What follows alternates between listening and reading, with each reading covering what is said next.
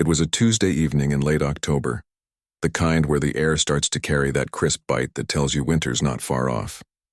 Inside their small but cozy apartment on the east side of the city, she sat on the edge of the couch, hunched over, one hand pressed hard against her lower belly, the other gripping the armrest like it was the only thing keeping her upright. Sweat beaded on her forehead despite the coolness in the room. Her breaths came short and shallow, each one a battle against the sharp, twisting pain that had been building since that morning. Her husband watched from the kitchen doorway, his usual calm replaced by a tightness around his eyes. He'd been watching her all day, how she winced getting out of bed, how she skipped breakfast, how she tried to smile through lunch like everything was fine. But it wasn't fine. Not even close. He'd seen that look before. The one where her eyes glazed over just slightly like she was retreating somewhere inside herself to escape the pain. That's when he knew they weren't waiting it out. "Babe," he said gently, stepping closer. "We gotta go. Now." She shook her head weakly. "It's probably nothing. Maybe just bad cramps. I don't want to make a scene at the hospital over nothing. You're pale. You've been throwing up since this afternoon, and you can barely sit up straight." He knelt in front of her, voice low but firm. "This isn't nothing. Please, let me take you." She looked at him, really looked, and saw the worry etched into every line of his face. She nodded, too exhausted to argue anymore. 20 minutes later, they were in the emergency room of St. Vincent's Medical Center, a place that always smelled faintly of antiseptic and stale coffee. The waiting area was half full, a man coughing into his elbow, a teenager with a swollen ankle, an elderly woman dozing in a wheelchair. They checked in quickly, and within 10 minutes she was called back to an exam room. The triage nurse took her vitals: high fever, elevated heart rate, low blood pressure, and raised an eyebrow. "You've been like this all day?" she asked, scribbling notes. "Since this morning," her husband answered before she could downplay it again. "She's been in severe pain, vomiting, can't keep water down." The nurse nodded slowly, her expression shifting from routine to concerned. "Okay, I'll flag this for the doctor." They waited and waited. 40 minutes passed. She lay on the narrow exam bed, knees drawn to her chest, eyes closed, trying to breathe through the waves of pain. Her husband paced quietly, checking his phone every few minutes, then glancing at the door. Finally, the door opened. In walked a man in a white coat, late 50s, salt and pepper hair neatly combed, stethoscope draped around his neck like a badge of authority.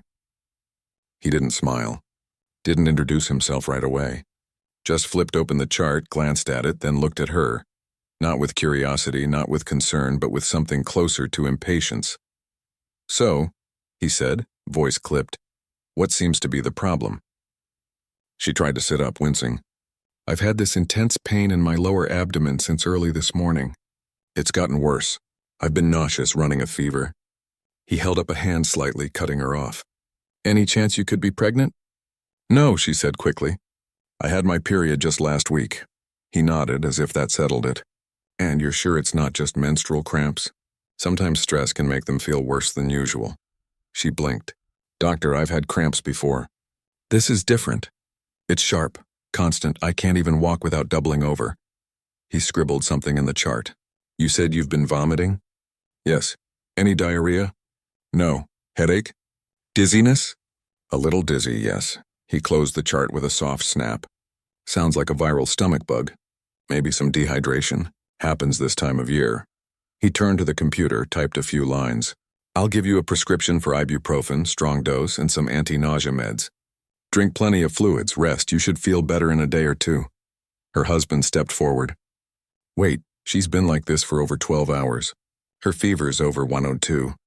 She couldn't stand up straight when we left the house." "Isn't there something else we should check?" "Maybe an ultrasound? Blood work?" The doctor turned, his expression cool.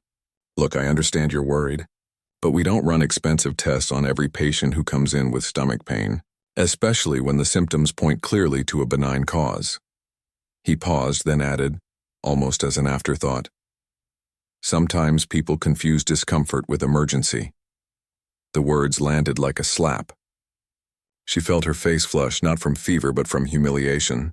She wanted to speak up, to tell him about her history, about how she'd been diagnosed with endometriosis 5 years ago, how cysts had ruptured before, how this pain felt eerily familiar. But the way he looked at her, like she was wasting his time, made her throat close up. Her husband's jaw tightened, but he kept his voice level. She has a documented history of ovarian cysts, endometriosis. Shouldn't that factor in? The doctor sighed, as if this were an inconvenience. Medical history is noted, but current presentation doesn't suggest an acute surgical issue. If her condition worsens, she can always come back. He handed the prescription slip to her husband. Take her home. Let her rest. And just like that, he was gone. White coat disappearing down the hall without a backward glance. In the car, she cried quietly, not just from the pain, but from the sting of being unseen, unheard. Her husband drove in silence, hands gripping the wheel a little too tightly. He kept glancing at her in the rearview mirror, his heart aching. You didn't deserve that, he finally said, voice rough. She wiped her eyes with the back of her hand. Maybe he's right. Maybe it is just a bug. No, he said firmly. That wasn't a bug. That was you in real pain, and he didn't even try. She didn't answer. She just leaned her head against the window, watching the streetlights blur past. Back at home, she took the ibuprofen and lay down in bed. Within an hour, the pain spiked again. Deeper, hotter, like something inside her was tearing. She started shaking. Her husband brought her water, a cool cloth for her forehead, but nothing helped. Around midnight, she vomited again, this time with a trace of blood. That's when he knew they couldn't wait. He helped her into the car again, this time heading to Mercy General, the other hospital across town, smaller but known for its patient-centered care. The drive was tense, every red light feeling like a lifetime. She was barely conscious by the time they pulled into the ER bay. This time, things were different. The triage nurse took one look at her, grayish skin, rapid breathing clutching her stomach, and rushed her straight back. Within minutes, a young resident was at her side, listening intently as she whispered her symptoms between gasps. He didn't interrupt, didn't assume. He asked about her medical history, nodded seriously when she mentioned endometriosis, and immediately ordered blood work, a pelvic ultrasound, and IV fluids. Less than an hour later, the results came back. Ruptured ovarian cyst, signs of early sepsis. Her white blood cell count was dangerously high. We caught it just in time, the resident said, his voice calm but urgent. Another few hours, and this could have turned into a life-threatening infection. She was prepped for emergency surgery right away. Her husband sat in the waiting room, hands clasped, staring at the floor. The anger that had been simmering since the first ER visit now burned hot and steady. Not wild, not reckless, but focused. It wasn't just about one bad doctor. It was about how easily she'd been dismissed. How her pain had been labeled as exaggeration, her history ignored, her humanity questioned, all because of who she was. He thought about the way the first doctor had looked at her, not as a patient in distress, but as a stereotype. Not as someone deserving of care, but as someone possibly drug-seeking or overreacting. He'd seen that look before, in stores, in schools, in everyday interactions. But never in a hospital. Never when her life could be on the line. As the hours passed and the surgery went smoothly, he made a quiet promise to himself. This wouldn't end here. Not with a prescription and a pat on the head. Not with silence. Because what happened tonight wasn't just a mistake. It was a pattern. And patterns like that only continue when good people stay quiet. He pulled out his phone and opened a notes app. Started writing down everything. The timeline, the doctor's name, the exact words he'd used, the lack of tests, the dismissal. He didn't know what he'd do with it yet. But he knew one thing for sure. She deserved better. And so did every woman who'd ever walked into an ER only to be told her pain wasn't real. Outside, the sky began to lighten, gray at first, then soft pink at the edges. A new day was coming, and with it, maybe, a chance to make things right. The hospital room was quiet except for the steady beep of the heart monitor and the soft hum of the IV pump. She lay in the bed, pale but finally at peace. No more twisting pain, no more fever shaking her bones. Sleep had come easily after the surgery, deep and healing. Her husband sat in the stiff plastic chair beside her, elbows on his knees, watching her chest rise and fall. He hadn't slept. Couldn't. Every time he closed his eyes, he saw her curled up on the couch the night before, eyes wide with fear she was trying so hard to hide. And then he saw the other doctor, the one who'd waved her off like she was just another nuisance in his long shift. A nurse came in quietly, checked the IV bag, adjusted the blanket over her legs. "She's doing really well," the nurse said softly. "Vitals are stable. The surgeon said the infection was caught early. She's lucky you brought her in when you did." He nodded, throat tight. "Yeah, lucky. But it didn't feel like luck. It felt like a near miss. Like walking away from a car crash with only scratches, knowing you could have been gone." Later that morning, the attending physician, a woman with kind eyes and a calm voice, stopped by. She explained everything. The ruptured cyst had spilled fluid into her abdomen, triggering inflammation and the start of sepsis. If she'd waited much longer, the doctor said gently, her organs could have started shutting down. This wasn't something ibuprofen could fix. He listened, absorbing every word, filing it away. Then he asked, "Is this common for something like this to be missed?" The doctor hesitated just for a second. Then she said, "It shouldn't be, but sometimes symptoms get misread, especially when patients aren't believed." That phrase, "why aren't believed," hit him like a stone in the chest. After the doctor left, he stepped into the hallway and called his sister, who worked in public health. He told her everything. The first ER visit, the dismissal, the lack of tests, the condescending tone. She was quiet for a long moment. "That's not just bad luck," she finally said. "That's bias. And it happens more than people want to admit, especially to Black women. Studies show they're less likely to get pain meds, less likely to be referred for specialists, more likely to be labeled as dramatic or non-compliant. It's systemic." He leaned against the wall, phone pressed to his ear. "So what do I do? Just accept it?" "No," she said firmly. "You document it. You report it. You make sure it's not swept under the rug." Back in the room, his wife was awake, sipping water through a straw. She looked tired but clearer, her eyes sharp again.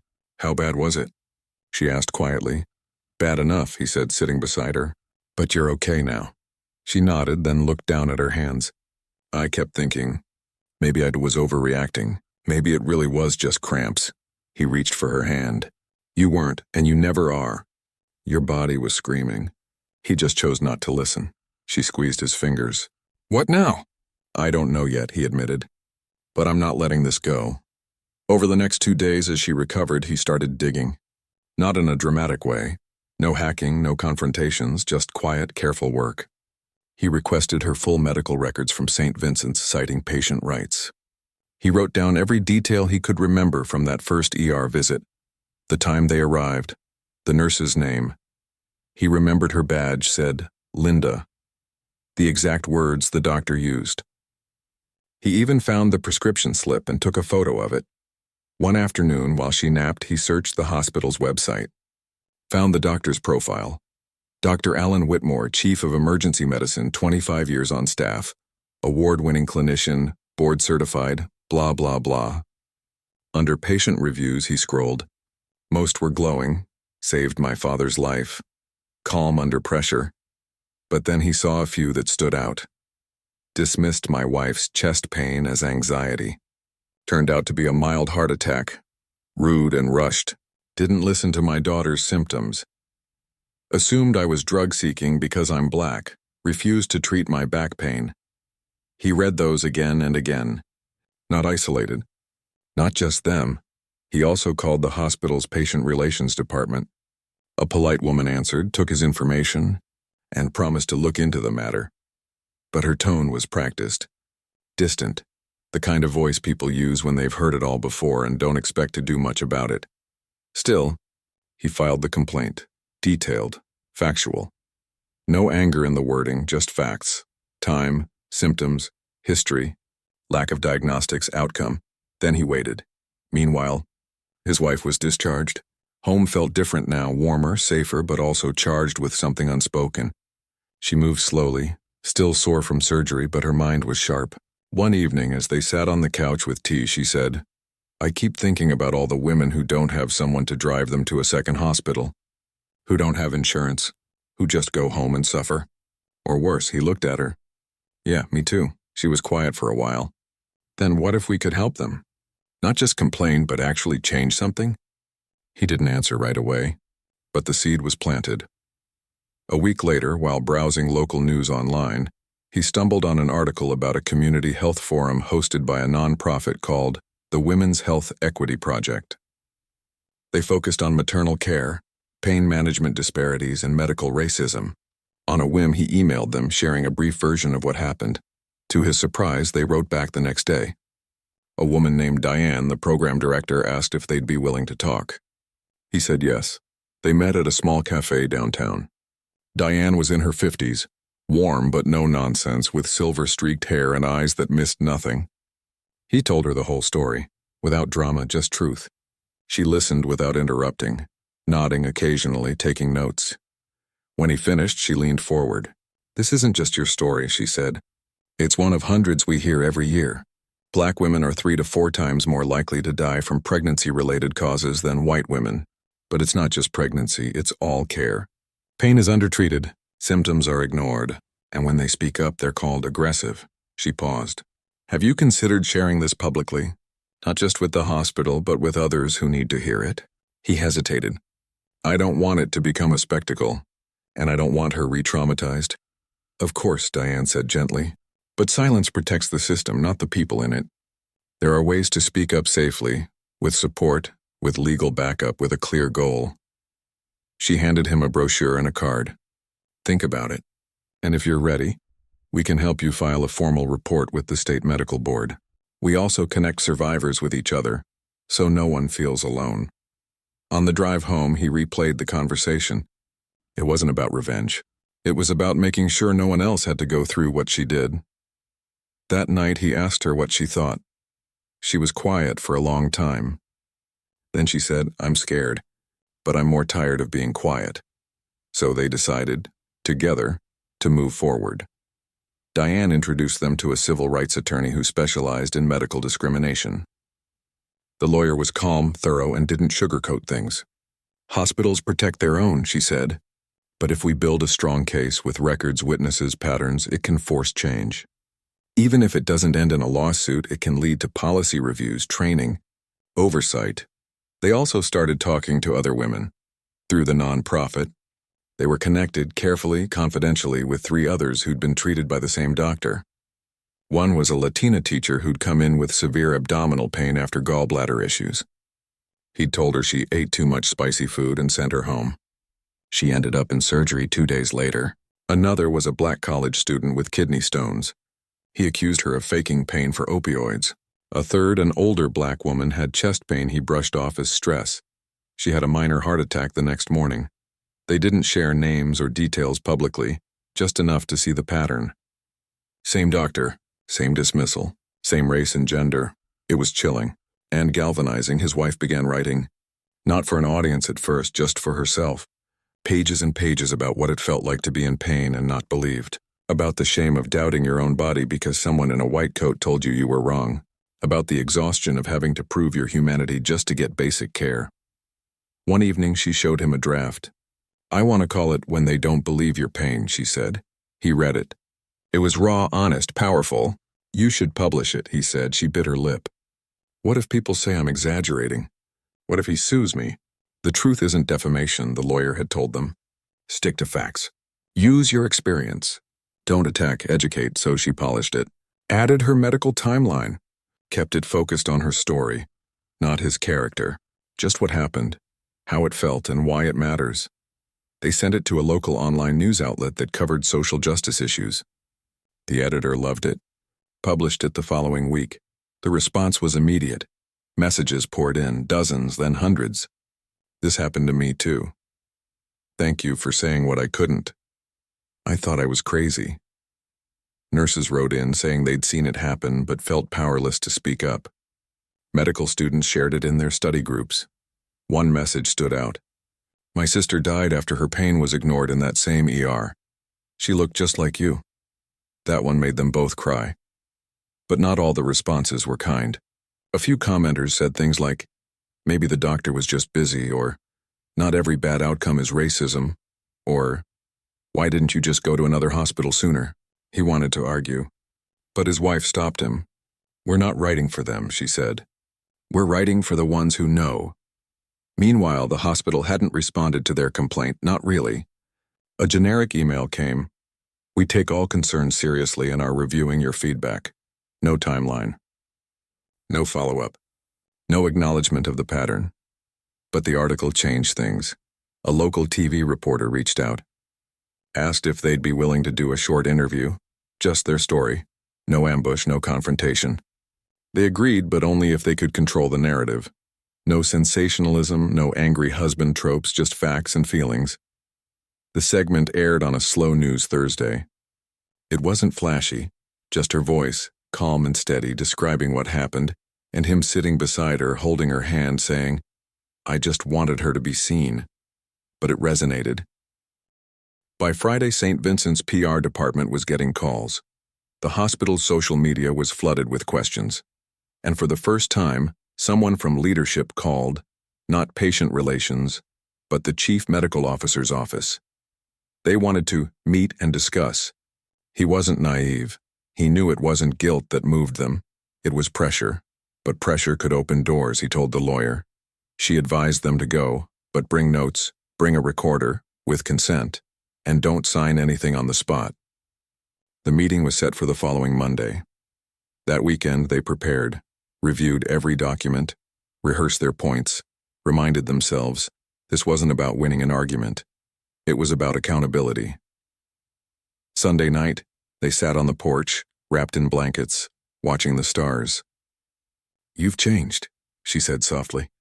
"How?" "You used to avoid conflict. Now you're standing up, not just for me but for others." He smiled faintly. "You changed me, by being brave enough to speak." She leaned her head on his shoulder. "We're in this together."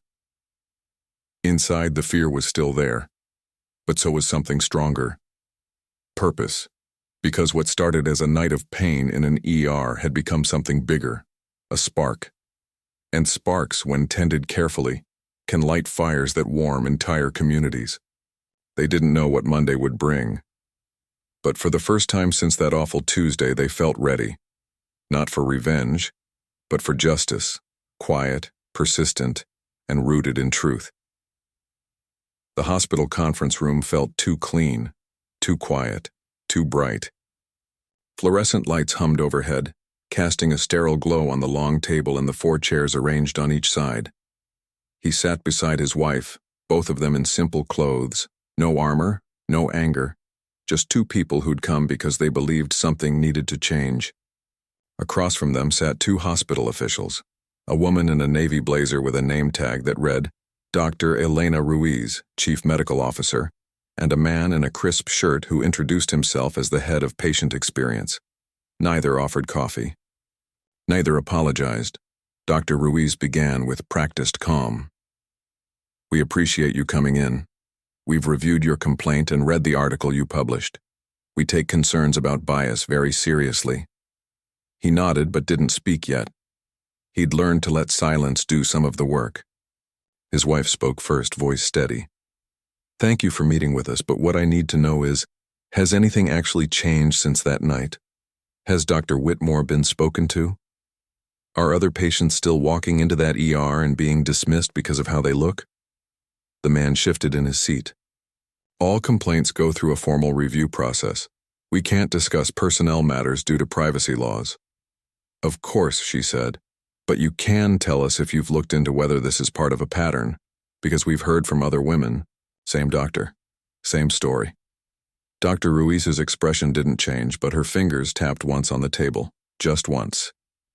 "We are aware of your outreach to advocacy groups," she said carefully, "and we're initiating an internal quality review of recent ER cases involving pain management."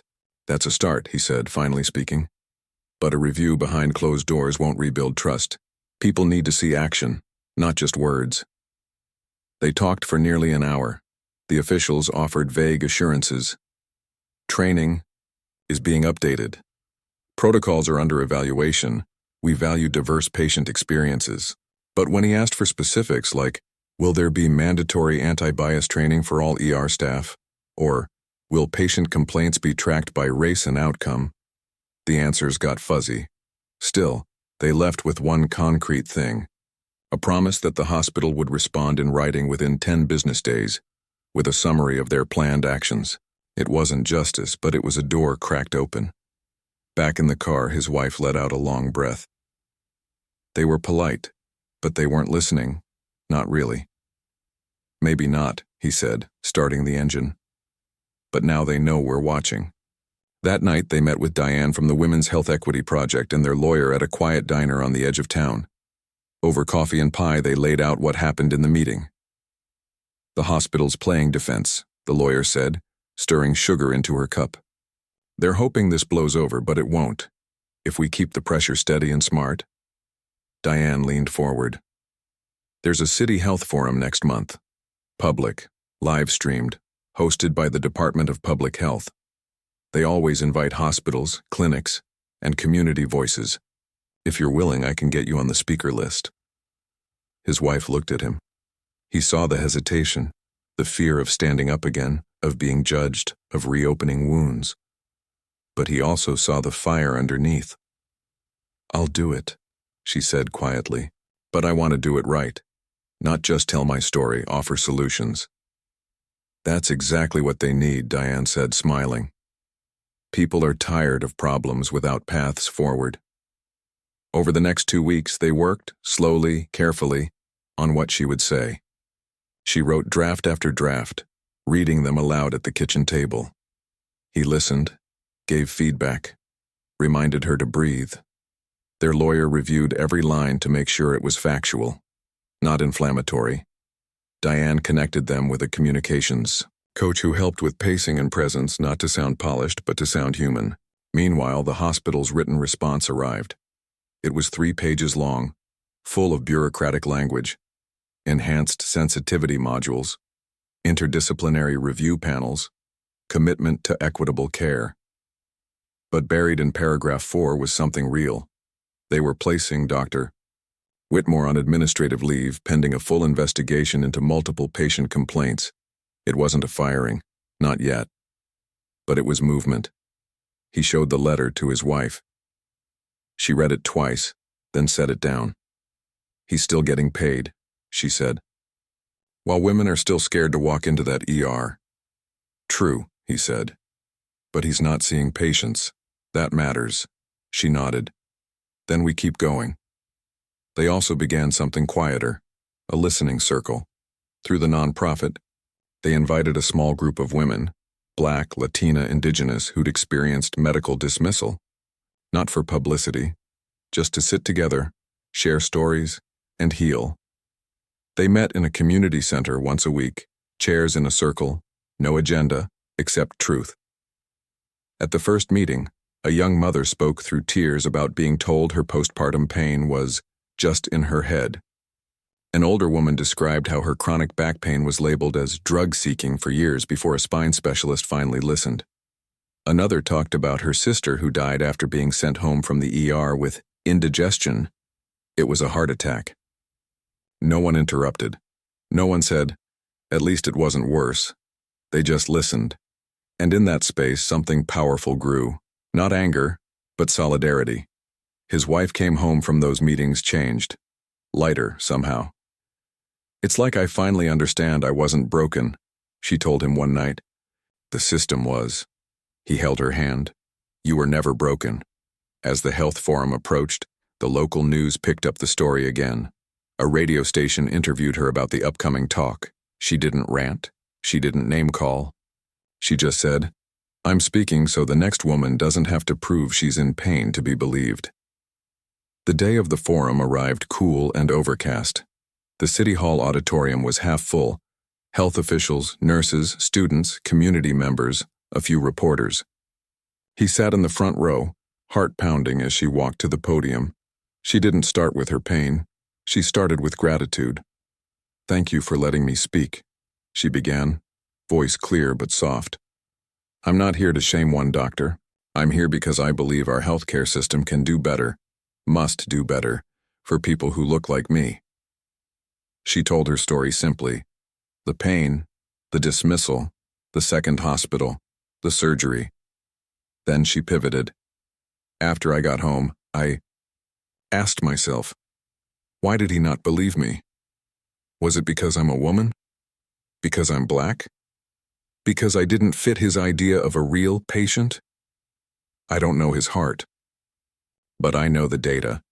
Studies show black women are less likely to receive pain medication even when reporting the same symptoms as white patients. We're more likely to be called angry when we advocate for ourselves, and we're more likely to die from treatable conditions.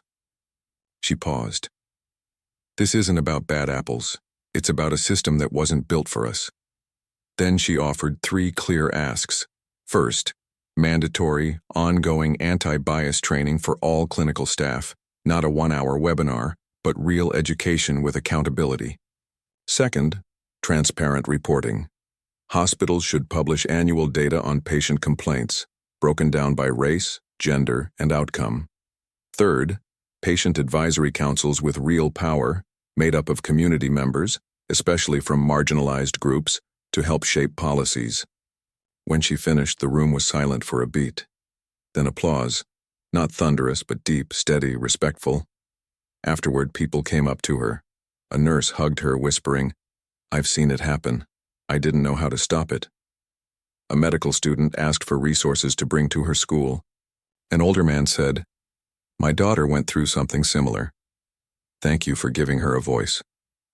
Back at home, exhausted but calm, she said, "I think it landed." He kissed her forehead. "You were amazing." But the work wasn't done. A week later, the state medical board contacted them. They'd opened a formal investigation into Dr. Whitmore based on the growing number of complaints, including theirs. They asked for her full statement, medical records, and any additional evidence. She provided everything, no embellishment, just truth. Around the same time, St. Vincent's announced a community health equity initiative. They'd hired a diversity officer, launched a new patient advocacy line, and, quietly, confirmed that Dr. Whitmore would not be returning to clinical duties during the investigation. It wasn't a public apology, but it was a shift. He noticed something else, too. Other hospitals in the area started posting about their own bias training programs. Local clinics began sharing patient rights brochures in multiple languages. A city council member proposed a resolution calling for standardized pain assessment protocols across all public health facilities. Their story had become a ripple. One evening, as they sat on the porch again, she said, "I used to think speaking up would make me a target. Now I realize silence made me invisible." He smiled. "You're not invisible anymore." "No," she said, looking out at the streetlights flickering on. "And neither are the others. They didn't know how the medical board's investigation would end. They didn't know if the hospital's changes would last. But they'd done what they could, turned pain into purpose, fear into fuel, isolation into community. And in doing so, they'd given others permission to speak and to be heard. That, more than anything, felt like victory. The city health department's town hall was held in the old civic auditorium, a wide, high-ceilinged room with wooden floors that creaked underfoot and tall windows that let in the late afternoon sun. Folding chairs were arranged in neat rows, and a long table at the front held microphones, water pitchers, and name cards for the panelists. Posters on the walls read, "Health equity for all and your voice. Your care." It felt different from the hospital conference room, less guarded, more open, like the air itself carried a promise of change. He arrived early, helping his wife carry a small box of printed handouts, simple one-pagers listing local resources for patients who'd faced medical bias, along with tips on how to file complaints and request medical records. They'd made them with Diane's team, careful to keep the language clear and empowering, not scary or overwhelming.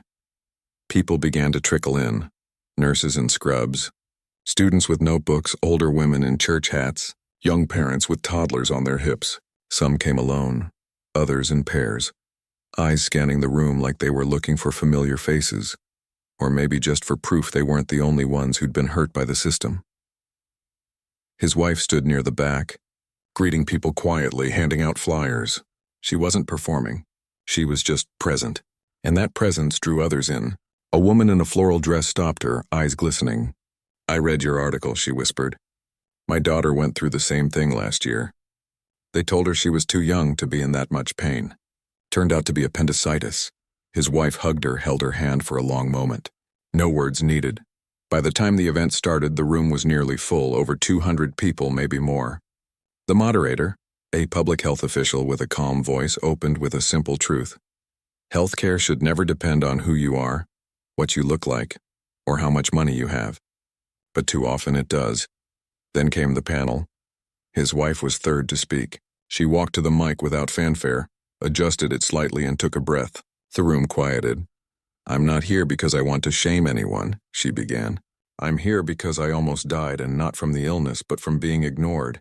She told her story again, but this time it wasn't just about her. She wove in the voices of others.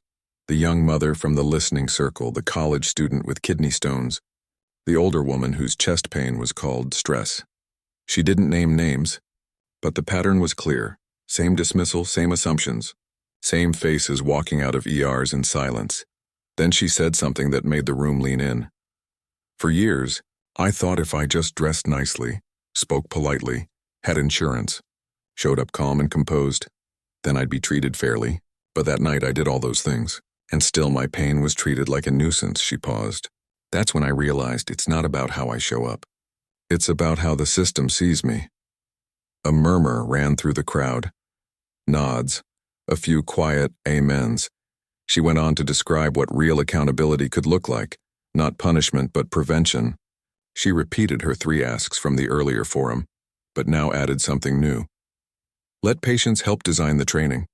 Let us sit on the committees that review complaints, because right now the people most affected have the least say in the solutions. When she finished, the applause wasn't just polite, it was full-throated, rising like a wave. People stood, not because she'd shouted, but because she'd spoken a truth they'd carried in their bones for years. After the formal panel, there was an open mic. One by one, people stepped forward. A black nurse in her 50s spoke about watching colleagues dismiss patients while she stood by, too afraid to speak up for fear of being labeled difficult. A Latino man talked about his wife being turned away from labor and delivery because staff didn't believe she was inactive. Labor. She gave birth in the parking lot. A young indigenous woman shared how doctors kept misdiagnosing her chronic pain as anxiety until she found a specialist who actually listened. Each story was different, but the thread was the same. I was not believed. He sat in the front row, listening, heart aching and swelling at the same time. This wasn't just about one ER visit anymore. It was about a whole community finally saying, enough. Later, during the break, a reporter from the city's main newspaper approached them. "Can I quote you?" she asked. "This feels like a turning point," his wife agreed, but only if the article centered the collective, not just her. "This isn't my story alone," she said. "It belongs to all of us." The next morning, the headline read, "Community Demands Change After Years of Medical Dismissal." The piece featured quotes from the town hall, stats on racial disparities in pain treatment, and, buried in the middle, a quiet update. The state medical board had officially suspended Dr. Whitmore's license pending the outcome of its investigation. Not revoked, not erased, but suspended. Meaning he couldn't practice medicine while they looked deeper. It wasn't vengeance. It was due process. And for the first time, it felt like due process was actually working. Back at home, they got a call from the hospital's new patient advocacy office, the one created after the initial outcry. A woman named Keisha, who introduced herself as the director, said, "We're forming a community advisory council. We'd be honored if you'd join." His wife didn't say yes right away. "What power would we actually have?" she asked. "Voting rights on training curriculum, input on complaint procedures, and direct access to the chief medical officer," Keisha replied. "And you'd help select other members, especially from groups historically left out." After talking it over with Diane and their lawyer, they agreed. Not because they trusted the hospital yet, but because they believed in the power of being inside the room, not just shouting from outside. Meanwhile, the ripple kept spreading. A local university invited his wife to speak to medical students. She accepted, but only if the session included role-playing exercises where students practiced listening to patients who described pain in non-textbook ways. Because real bodies don't read manuals, she told them. A group of nurses started an anonymous online forum where they could report bias they witnessed and support each other in speaking up. They called it Seen and Heard. Even the state health department took notice. They announced a pilot program in 3 counties to standardize pain assessment tools and require implicit bias training for all licensed healthcare providers. It wasn't statewide yet, but it was a start. Through it all, he stayed close, not as a hero, but as a partner. He handled logistics, scheduling, emails, records requests, so she could focus on healing and speaking. He made sure she rested after events, brought her tea when she stayed up late writing, reminded her to eat. He never took credit. He just showed up. One evening, as they sat on the couch flipping through news clips about the town hall, she said, "I keep waiting for the backlash. For someone to say I'm lying or exaggerating." He looked at her. "They might. But look around. You're not alone anymore. There's a whole chorus now." She smiled faintly. "Yeah, there is." A few days later, they received a thick envelope from the state medical board. Inside was a formal letter confirming that their complaint, along with 7 others from the past 3 years, had been deemed credible and consistent with a pattern of clinical negligence and discriminatory conduct. The investigation would continue, but the suspension would remain in place. Attached was a list of resources for patients seeking legal aid or counseling, something the board had only started including after public pressure. It felt official, not dramatic, not cinematic, just real. That weekend, they attended the second listening circle. More women came this time, some from neighboring towns, some who'd seen the news. One woman brought her teenage daughter saying, "I want her to know her voice matters before she ever steps into a doctor's office." His wife led the circle gently, not as a leader, but as a guide. "You don't have to have all the answers," she told them. "You just have to trust yourself. If something feels wrong, it probably is."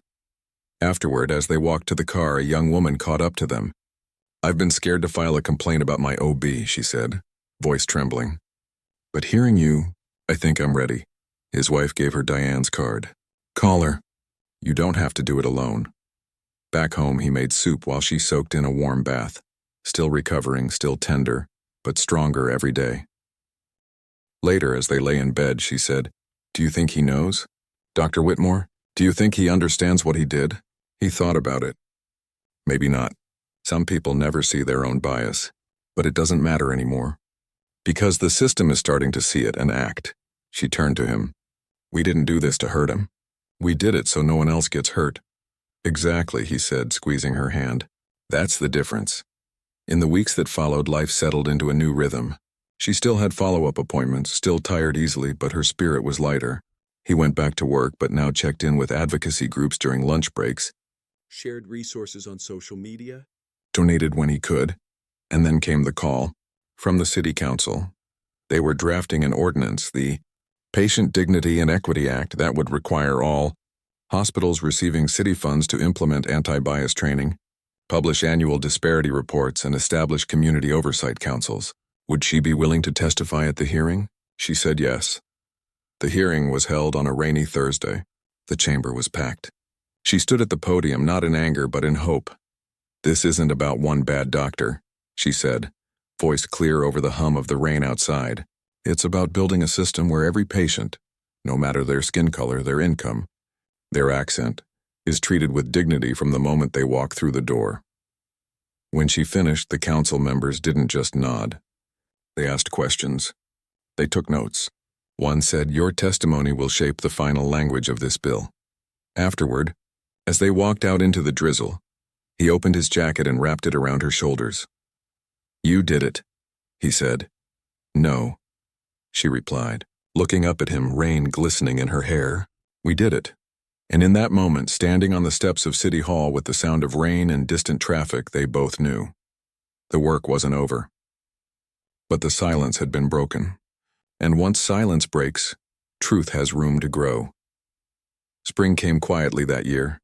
Soft rain in the mornings, cherry blossoms blooming along the sidewalks, the kind of light that made everything feel possible again.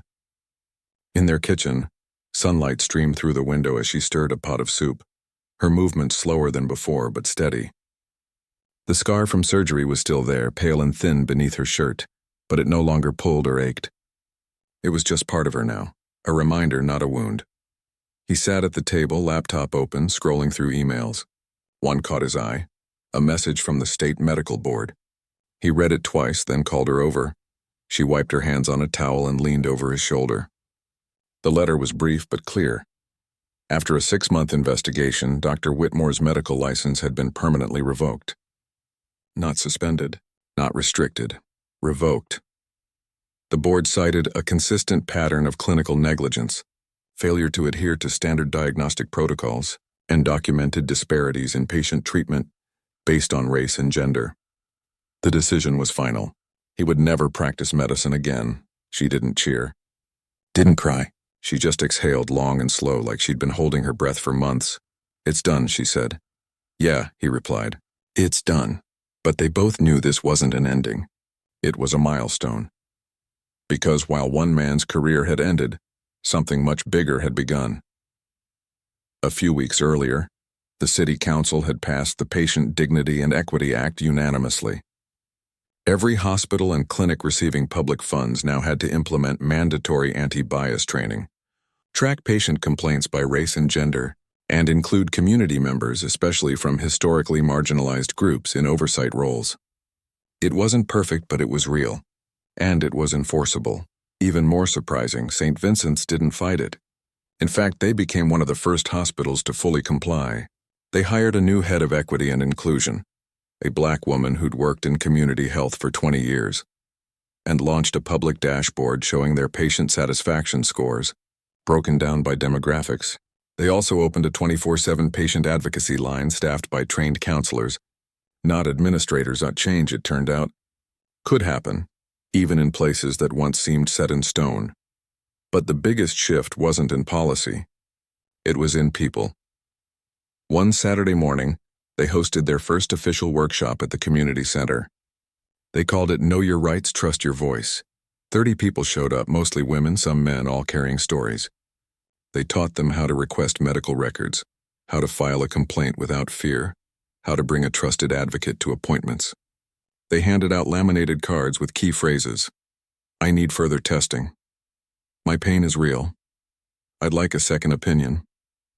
Afterward, a grandmother in a bright yellow sweater pulled his wife aside. "My granddaughter's going to nursing school," she said, eyes shining. "I'm going to give her this card and tell her, when you wear that uniform, remember whose voices got you there." That night over takeout on the couch, she said, "I never thought I'd feel useful again after that night in the ER. Now I feel needed." "You always were," he said. "You just needed a room that could hear you." They didn't stop there. With help from Diane's nonprofit and a small grant from a local foundation, they launched a modest organization, no fancy name, just the Care Project. Its mission was simple: support patients who'd been dismissed, ignored, or mistreated in healthcare settings, and push for systemic change through education and advocacy. They kept it small on purpose. No big offices, no flashy website, just 2 people working out of their living room, answering emails, making calls, showing up where they were needed. They partnered with legal aid groups to help people file formal complaints. They created a private online group where survivors could share resources and encouragement without fear of judgment. And every month they held a listening circle, now open to anyone, not just women, because they'd learned that bias touched many lives in many ways. One evening, a young man came to the circle. He was quiet at first, then shared how, as a Black man with depression, he'd been told by a psychiatrist that he just needed to toughen up, not that he needed therapy. "I felt like I wasn't allowed to be soft," he said. "Like my pain didn't count because I wasn't a woman." His wife nodded. "Pain doesn't have a gender, but the system treats it like it does." They started including men's stories too, because healing, they realized, wasn't about who suffered most, it was about who finally got to speak. Meanwhile, the ripple kept growing. Medical schools in the region began inviting them to speak to first-year students, not as victims but as teachers. They didn't lecture. They asked questions. What would you do if a patient says they're in pain but their vitals look normal? How do you check your own assumptions before walking into a room? The students listened. Some took notes. Others cried. One student wrote them a letter later. "I used to think bias was something bad doctors did. Now I see it's something all of us carry, and all of us must work to unlearn." That letter hung on their fridge for months. Back at St. Vincent's, the changes stuck. New staff went through a 2-day equity immersion before treating their first patient. Nurses were empowered to escalate concerns without fear of retaliation. And most importantly, the hospital began sharing real data. Last quarter's report showed a 40% drop in patient complaints related to pain dismissal and a significant increase in follow-up care for Black and Latina women. It wasn't magic. It was accountability. As for Dr. Whitmore, they never heard from him again. No apology, no lawsuit, no public statement. He simply disappeared from the medical world. And honestly, they didn't care. His absence wasn't their victory. His removal was just the necessary cleanup. The real win was everything that grew in the space he left behind. One afternoon, while sorting mail, his wife found a handwritten note tucked inside a donation envelope. It read, "Because of you, I went back to the ER when my pain returned. This time they listened. I'm alive. Thank you." There was no name, just a postmark from a town 2 hours away. She folded the note carefully and put it in a shoebox under their bed. A growing collection of quiet thank yous. Each one a life touched. They never sought fame. Never wanted headlines. But sometimes change doesn't need a spotlight, just steady hands and open hearts. On the 1-year anniversary of that awful night in the ER, they didn't mark it with sadness. They hosted a small gathering in their backyard. Friends, advocates, a few nurses who'd stood with them from the start. There was music, grilled food, laughter. Kids ran through the sprinkler. Someone brought a cake that said, "Your voice matters." As the sun set, she stood on the porch watching everyone talk and eat and connect. He joined her, handing her a cup of tea. "Remember how alone we felt that night?" she asked softly. "Yeah," he said. "Now look," she smiled. "We didn't fix the whole system, but we helped bend it a little. And that's enough," he said, "because real change isn't always loud. Sometimes it's a revoked license. Sometimes it's a new policy. Sometimes it's a young woman walking into an ER, clutching a laminated card and saying, 'I know my pain is real, and I won't leave until you see it too.' They never set out to be heroes. They just refused to stay silent, and in doing so, they gave others permission to speak and to be heard. Now, when she walks into a doctor's office, she carries herself differently. Not with fear, but with quiet confidence. She asks questions. She takes notes. She brings her husband if she wants to. And every time a provider listens, really listens, she feels not just relief, but hope. Because healing isn't just about bodies. It's about dignity, about being seen, and that, more than anything, is what they fought for. As the stars came out that night, they sat on the porch swing, side by side, not saying much. Just being. The air smelled like jasmine and fresh-cut grass. Somewhere down the street, a dog barked. A car drove by with music playing softly. It was an ordinary evening, peaceful, whole. And in that ordinary peace, they found something rare and precious. The quiet joy of knowing they'd turned pain into purpose and, in doing so, helped make the world a little kinder, a little fairer, for the next person walking through the hospital doors. The end wasn't dramatic. It was human, and that was more than enough.